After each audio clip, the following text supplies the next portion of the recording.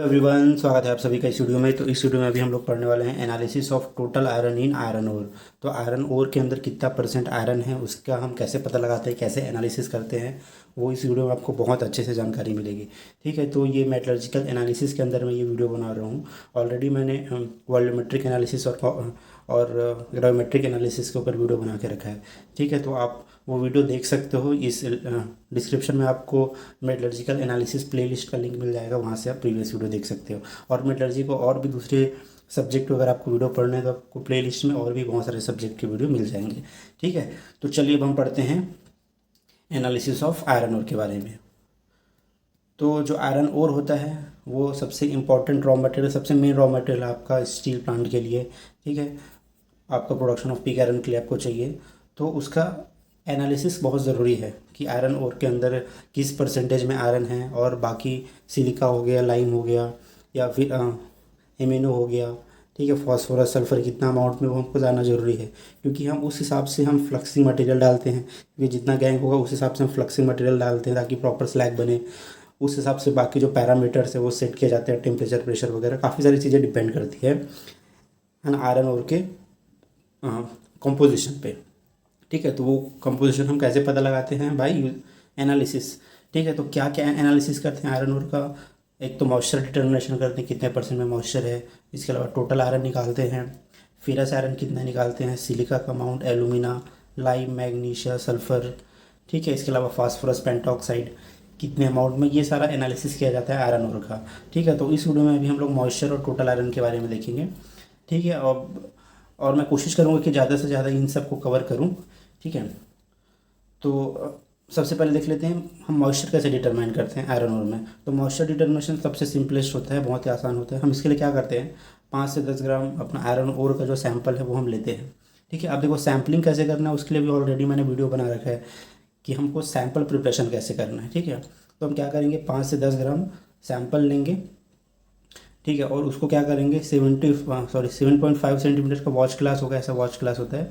इसके अंदर 5 से 10 ग्राम जितने भी क्वांटिटी का लेना है आपको, जैसे 5 ग्राम का लेना है तो 5 ग्राम का सैंपल वेट करके आप वजन लेके इसमें लेकर के मफल फर्नेस में आपको 105 डिग्री सेल्सियस में 2 घंटे के लिए गर्म करना है।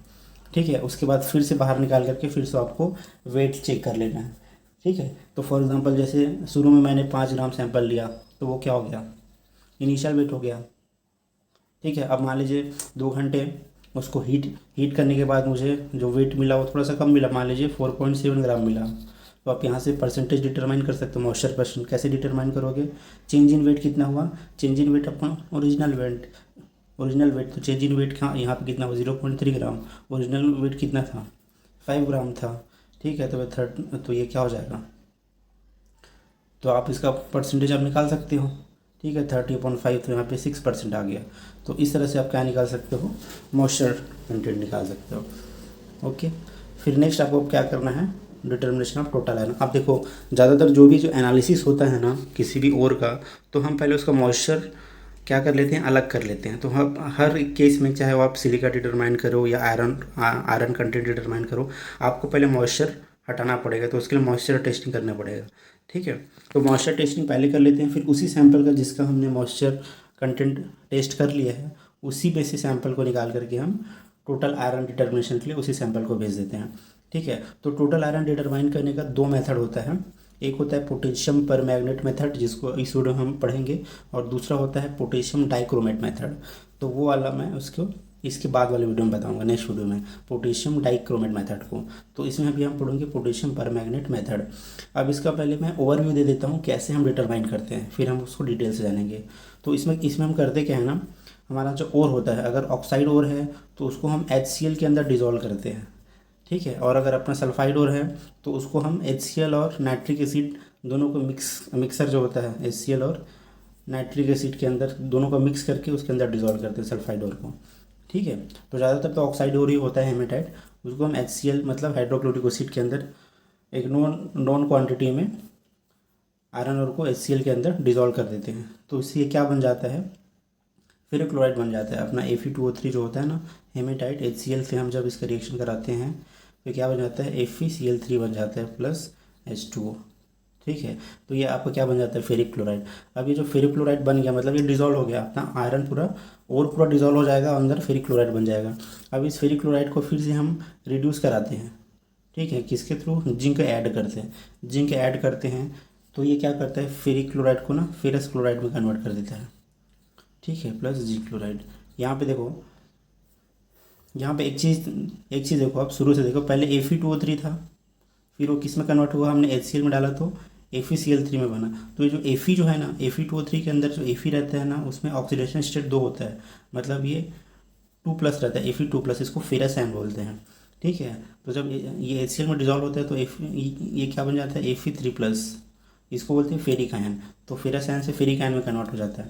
फिर जब हम जिंक मिलाते हैं तो FeCl3 जो फेरिक क्लोराइड है फिर फेरस क्लोराइड में कन्वर्ट हो जाता है, मतलब इसका फिर ये फेरिक क्लोराइड से क्या बन जाता है, फिर फेरस क्लोराइड बन जाता है, ठीक है। ये कॉन्सेप्ट आपको समझना, अगर आपको मतलब टोटल कॉन्सेप्ट क्लियर करना है तो ये चीज़ आपको समझना होगा, ठीक है। तो हम जिंक डालते हैं तो वो क्या बन जाता है, फेरस क्लोराइड बन जाता है, उसको रिड्यूस कर देता है फेरिक क्लोराइड को, ठीक है। उसके बाद हम क्या करते हैं, उस सॉल्यूशन का सीधा टाइट्रेशन कर देते हैं, ठीक है। जिंक जिंक मिलाओगे, जिंक के बाद वो अपने पास क्या आ गया, फेरस क्लोराइड बन गया, FeCl2 मिल गया। अब इसको हम क्या करा देंगे, टाइट्रेशन करा देंगे, किसके साथ, पोटेशियम परमैंगनेट KMnO4 के साथ हम इसका रिएक्शन करा देंगे। तो KMnO4 वापस से इसको रिड्यूस कर ऑक्सीडाइज करेगा, किसको, फेरस क्लोराइड को, और फिर से इसको फेरिक क्लोराइड बना देगा। तो इसको ऑक्सीडाइज करने के लिए कितना KMnO4 हमारा कंज्यूम हुआ वो हम डिटरमाइन कर लेंगे बाय टाइट्रेशन। फिर इसी के बेस में हम क्या निकाल लेंगे, amount of iron in the sample, ठीक है। तो ये बेसिक हो गया। चलिए अब हम डिटेल से देखते हैं। तो सबसे पहले देखते हैं कौन कौन सा सॉल्यूशन हमको ज़रूरत पड़ती है ये टेस्ट परफॉर्म करने के लिए। तो हमें सबसे पहले क्या चाहिए, स्टैंडर्ड 0.1 नॉर्मेलिटी या 5/56 नॉर्मेलिटी का पोटेशियम परमैंगनेट सोल्यूशन चाहिए, ठीक है। अब ये सॉल्यूशन कैसे प्रिपेयर करते हैं वो भी मैं आपको बताऊंगा, क्योंकि देखो ऐसा नहीं होगा कि पोटेशियम परमैंगनेट का सॉल्यूशन आप बाजार से खरीद के लाओगे 0.1 नॉर्मेलिटी का, ऐसा नहीं होता है। पोटेशियम परमैंगनेट अलग से आपको सॉलिड के फॉर्म में मिलेगा, है ना। तो आपको 0.1 नॉर्मेलिटी का सॉल्यूशन बनाना पड़ेगा लैब के अंदर, ठीक है। वो कैसे बनाएंगे आपको बताऊँगा, और 0.1 नॉर्मेलिटी का सैंपल हम क्यों ले रहे हैं वो भी मैं बताऊँगा।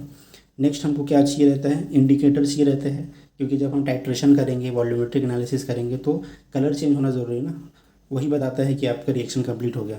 तो इस यहाँ पे हम लोग ज़िमरमैन रेनहार्ट करके एक रिएजेंट है, ठीक है, इसका इस्तेमाल करते हैं। अब ये कैसे बनाते हैं इसका भी मैं आगे बताऊँगा आपको। नेक्स्ट आपको क्या चाहिए, डिस्टिल वाटर चाहिए। डिस्टिल वाटर देखिए क्या होता है, वो वाटर जिसके अंदर कोई मिनरल वगैरह नहीं होता है, ठीक है। जैसे हम जो पानी पीते हैं ना उसमें कुछ मिनरल्स होता है ना।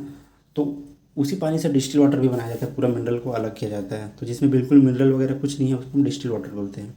इसी का ही इस्तेमाल होता है लैब के अंदर, डिस्टिल वाटर का ही हम इस्तेमाल करते हैं, क्योंकि नॉर्मल वाटर आप इस्तेमाल करोगे तो उसका उसमें जो भी है मिनरल्स है वो इफ़ेक्ट करेगा आपके रिजल्ट को, ठीक है।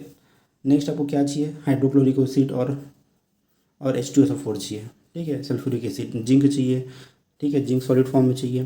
कौन कौन से एपरेटस चाहिए तो इधर मैं बता देता हूँ। एपरेटस आपको क्या कीजिए, एक तो ये चाहिए, इसको बोलते हैं हम लोग ब्यूरेट, ठीक है, ब्यूरेट चाहिए। ऐसा आपको कोनिकल फ्लास्क चाहिए, ये आपका ग्लास ड्रॉपर चाहिए, आपको पिपेट चाहिए, ठीक है, कोनिकल फंडल चाहिए, ठीक है। इसके अलावा एक वॉल्यूमेट्रिक फ्लास्क होता है वो सब चाहिए।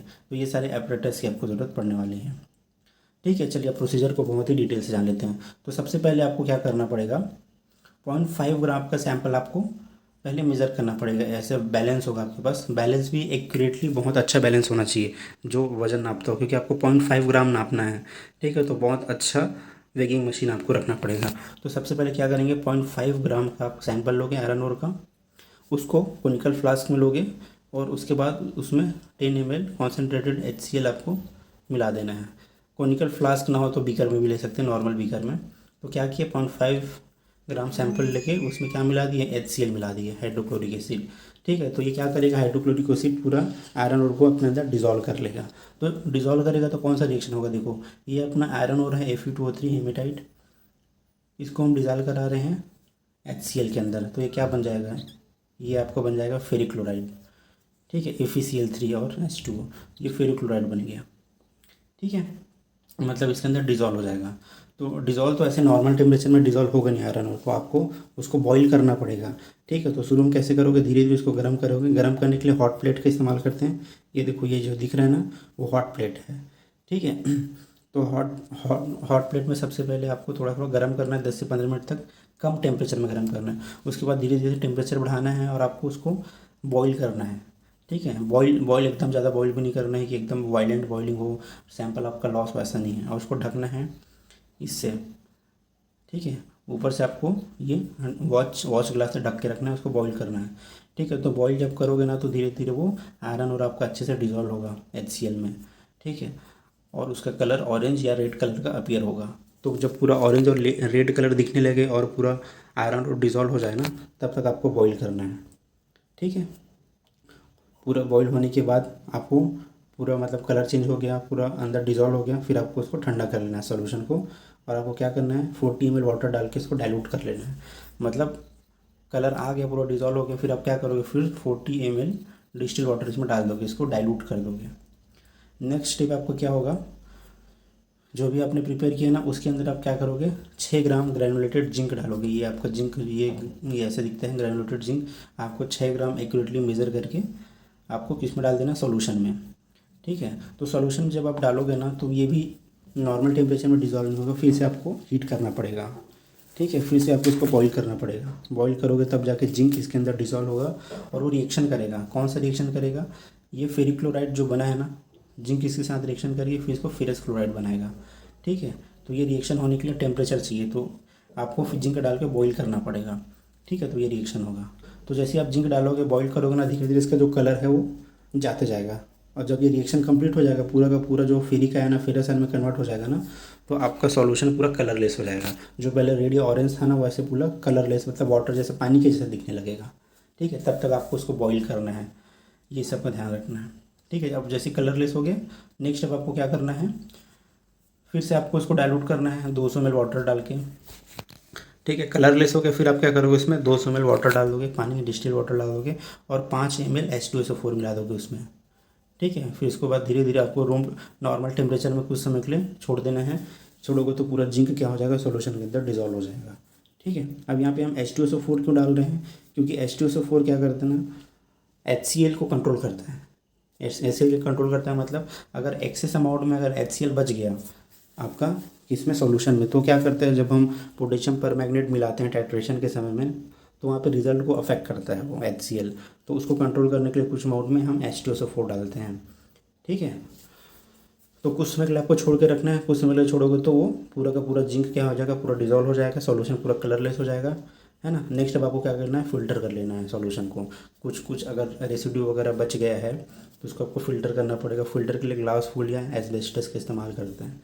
ठीक है, फ़िल्टर करने के बाद जो फ़िल्ट्रेट मिलेगा उसको 750 ml के बीकर में ले लेना है। फ़िल्ट्रेट मतलब क्या होता है, फ़िल्ट्रेट मतलब फ़िल्टर करने के बाद जो सॉल्यूशन जो मिलता है ना, उसको हम बोलते हैं फ़िल्ट्रेट। जो सॉल्यूशन मिल रहा है, जो लिक्विड मिल रहा है, ठीक है। जैसे चाय को हम छान देते हैं तो चाय पत्ती अलग कर लेते हैं, जो चाय मिल जाता है तो चाय को हम क्या बोलेंगे, फ़िल्ट्रेट बोलेंगे। तो वो जो फ़िल्ट्रेट मिलेगा ना, उसको 700 ml के बीकर में रख लेंगे। यहाँ बीकर 700 ml का बोल रहा है, पानी डालना नहीं बोल रहा है, बस उस बीकर में हम ले लेंगे, ठीक है, अपने फ़िल्ट्रेट को। फिर क्या करेंगे, फिर अब इसमें 600 ml वाटर डाल के इसको डाइल्यूट कर देंगे। जो अपना सॉल्यूशन जो हमको मिला ना, कलरलेस सॉल्यूशन जो मिला था, उसमें वाटर डाल के उसको 600 ml का बना लेंगे, है ना। मतलब यहाँ पे समझ रहे हो आप, जैसे अगर 200 ml का मेरे पास सॉल्यूशन ऑलरेडी है तो उसमें मैं 400 डाल के फिर से उसको क्या बना लूँगा, 600 का। मतलब जो भी रहा आपको 600 ml तक उसको बनाना है, 600 ml तक डाइल्यूट करना है, तो उतना पानी डालना पड़ेगा ताकि उसका सॉल्यूशन 600 ml का बन जाए। ठीक है, हम अब बात आती है कि हम इतना डाइल्यूट क्यों करते हैं, इतना पानी क्यों डालते हैं। क्योंकि जितना ज़्यादा पानी डालोगे ना, उतना HCl और KMnO4 के बीच का जो रिएक्शन है ना, वो आप कंट्रोल होगा। ठीक है, अगर आप डाइल्यूट नहीं करोगे, अगर HCl बहुत ज़्यादा अमाउंट में है तो आपका रिजल्ट गलत आएगा, क्योंकि HCl और KMnO4 आपस में रिएक्शन करेंगे। ठीक है, और एंड पॉइंट जल्दी आपको मिलेगा नहीं, तो इसके लिए हम लोग प्रॉपर डाइल्यूट करते हैं 600 ml तक। नेक्स्ट अब आपको क्या करना है, 25 ml जिमरमैन रेंड हार्ट करके एक रिएजेंट आता है, इंडिकेटर आता है, उसको आप 25 ml ऐड कर दोगे सॉल्यूशन में।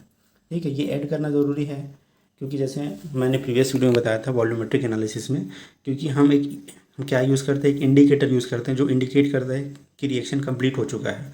ठीक है, तो इसके लिए हम ये रिएजेंट का इस्तेमाल करते हैं। तो ये रिएजेंट कैसे बनाया जाता है, ये यहाँ पे पूरा डिटेल दिया गया है, आप लोग इसको पॉज करके पढ़ लेना, स्क्रीनशॉट ले लेना। ठीक है, इसको लैब में ही प्रिपेयर किया जाता है, कहीं बाहर से नहीं खरीदा जाता, तो इसको आप लैब में प्रिपेयर कर सकते हो। ठीक है, अब इसके बारे में मैं डिटेल से नहीं बताऊँगा, ये आप यहाँ पर देख सकते हो। अब नेक्स्ट आपको क्या करना है, नेक्स्ट अब आपको सीधा टाइट्रेशन करना है, तो टाइट्रेशन के लिए आपको सॉल्यूशन प्रिपेयर करना पड़ेगा। KMnO4 का 0.1 नॉर्मेलिटी का सॉल्यूशन प्रिपेयर करना पड़ेगा। ठीक है, अब देखिए ये KMnO4 ऐसे सॉलिड के फॉर्म में आता है ना। अब आपको इसको 0.1 नॉर्मेलिटी का बनाना है, तो आपको कुछ कैलकुलेशन करना पड़ेगा। कैसे बनाओगे? देखो, नॉर्मेलिटी इज इक्वल टू क्या होता है? नॉर्मेलिटी मतलब होता है number of gram equivalent divided by litre of solution या वॉल्यूम ऑफ सोल्यूशन। तो ये नंबर ऑफ ग्राम इक्विवेलेंट क्या होता है? Number of gram equivalent is equal to होता है एक्चुअल वेट जो आप डालोगे पानी में, ठीक है, डिवाइडेड बाई इक्विवेलेंट वेट, ये होता है। ठीक है, तो एक्चुअल वेट ही आपको निकालना है। जैसे मुझे मान लीजिए 0.1 नॉर्मेलिटी का बनाना है, तो मुझे पता है कि मुझे 0.1 नॉर्मेलिटी का बनाना है, तो उसके लिए कितना डालना पड़ेगा KMnO4 इसमें, तो वही आपको निकालना है। मतलब एक्चुअल वेट आपको निकालना है कि मुझे कितना डालना है, तो उसके लिए आपको इक्विवेलेंट वेट पता होना चाहिए। तो आप नेट में सर्च करोगे ना, हर केमिकल का आपको इक्विवेलेंट वेट मिल जाएगा। ठीक है, जैसे यहाँ पे इसका जो इक्विवेलेंट वेट होता है वो लगभग आई थिंक 31 या 33 ग्राम कुछ होता है, 31 ग्राम होता है मान लीजिए।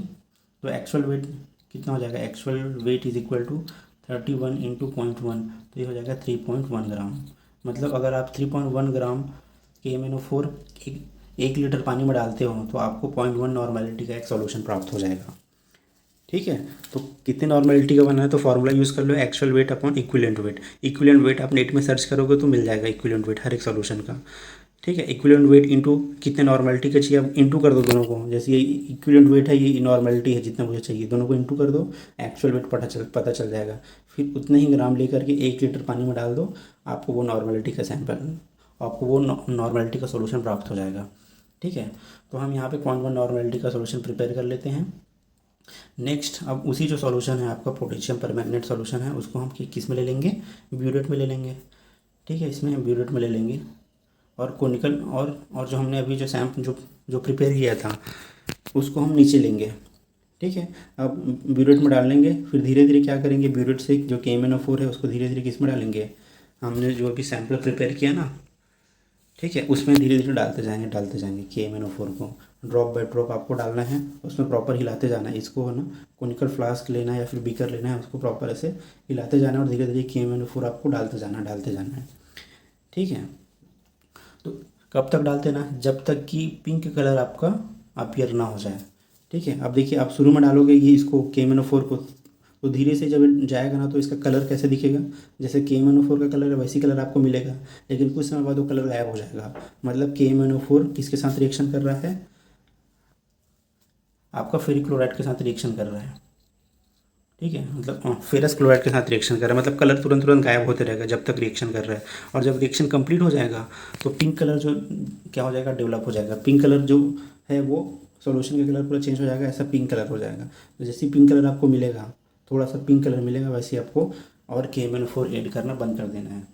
ठीक है, अब वहाँ पे आपको क्या ले लेना है? अब रीडिंग ले लेना है कि ब्यूरेट में रीडिंग कैसी आई।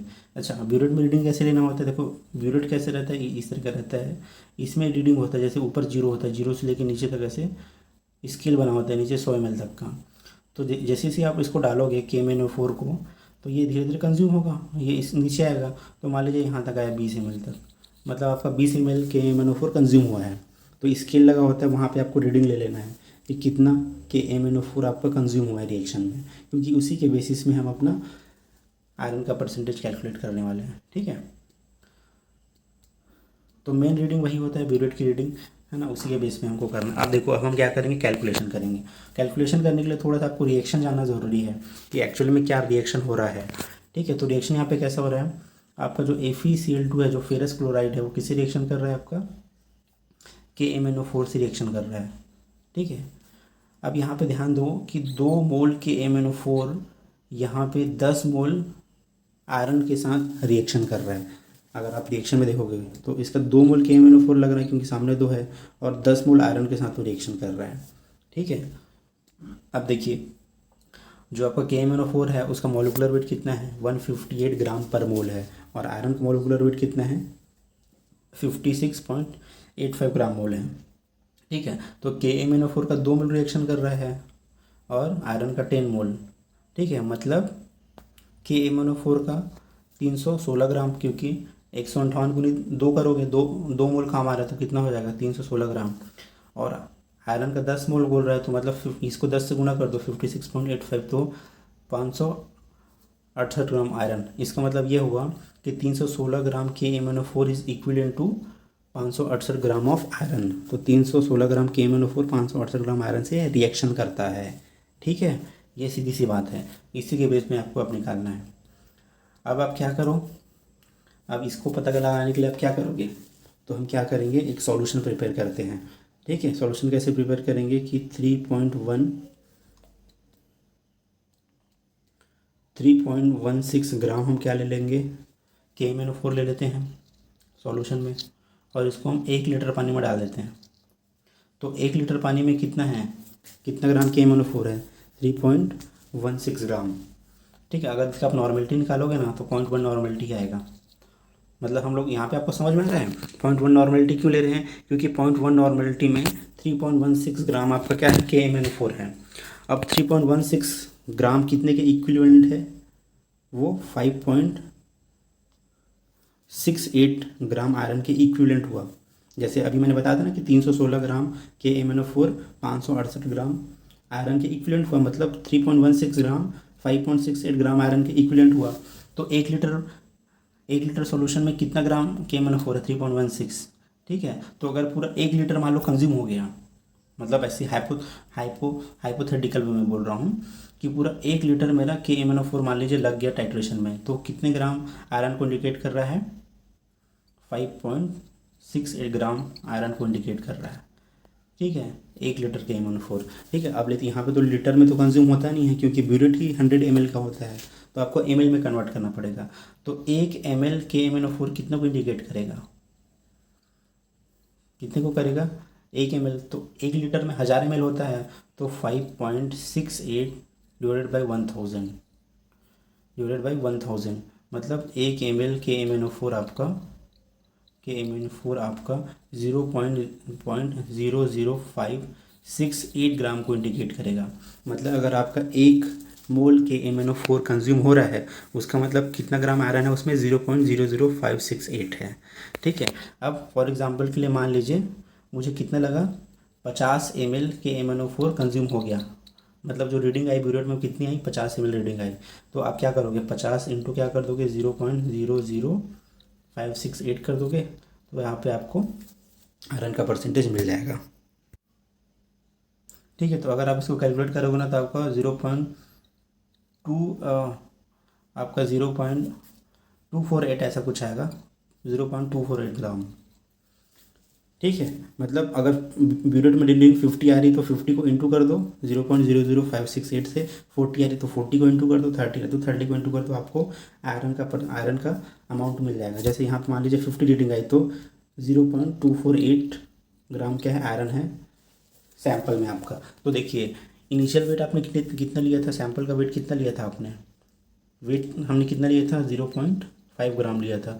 तो 0.5 ग्राम में कितना आयरन है, 0.428 है। तो लगभग आप इसका परसेंटेज निकालोगे, परसेंटेज आयरन, तो कितना आ जाएगा, 0.248 डिवाइडेड बाई 0.5 इंटू 100 कर दो, तो लगभग कितना आ गया, 50%।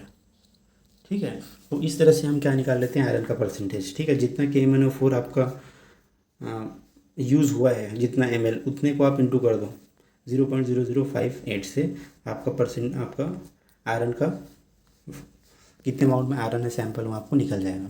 ठीक है, तो इसीलिए उस टाइप का सॉल्यूशन आपको प्रिपेयर करना है। जैसे आपके दिमाग में ये आ रहा होगा कि हम केवल 0.1 नॉर्मेलिटी का KMnO4 क्यों ले रहे हैं, इसलिए ले रहे हो ताकि हमारा जो कैलकुलेशन है वो ईजी हो सके। ठीक है, इस कारण से हम लेते हैं। तो ठीक है, तो ये था पूरा इस वीडियो, टोटल आयरन हम कैसे पता लगाते हैं इसके बारे में। आपको कोई डाउट होगा तो प्लीज़ कमेंट करके आप पूछ सकते हो। तो इस वीडियो को मैं यहीं पे ख़त्म करता हूँ। Thank you so much, bye bye and God bless you all.